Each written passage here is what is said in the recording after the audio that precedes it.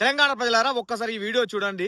రాక రాక అమాస పుణ్యానికి ఓసారి అసెంబ్లీకి కేసీఆర్ గారు ఇవాళ రావడం జరిగింది. ముఖ్యమంత్రి రేవంత్ రెడ్డి గారు పెద్దలను గౌరవించాలి, వారి ఆరోగ్య పరిస్థితిని అడిగి తెలుసుకోవాలనే ఉద్దేశంతో సభ యొక్క గౌరవ మర్యాదలను పాటిస్తూ హుందాతనంతో ముఖ్యమంత్రి రేవంత్ రెడ్డి గారు వారు కూర్చున్న కుర్చీ నుంచి నేరుగా మాజీ సీఎం కేసీఆర్ దగ్గరికి వెళ్లి చేతిలో చెయ్యేసి పలకరించి మాట్లాడడం జరిగింది.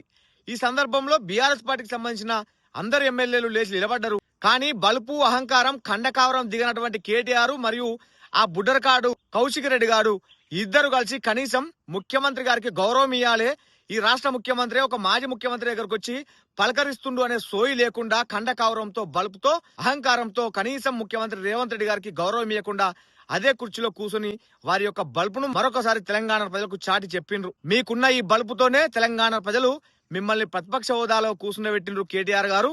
ఇంకా కూడా నీకు కనువిప్పు జరగడం లేదు, ఇంకా కూడా నీకు సిగ్గు శరం రావడం లేదు. ఇకనైనా మారు, లేకుంటే నువ్వు గిట్లనే మెడబల్పుతనంతో ముందుకు పోతే తప్పకుండా బీఆర్ఎస్ పార్టీని భూస్థాపితం చేస్తారని చెప్పి తెలియజేస్తా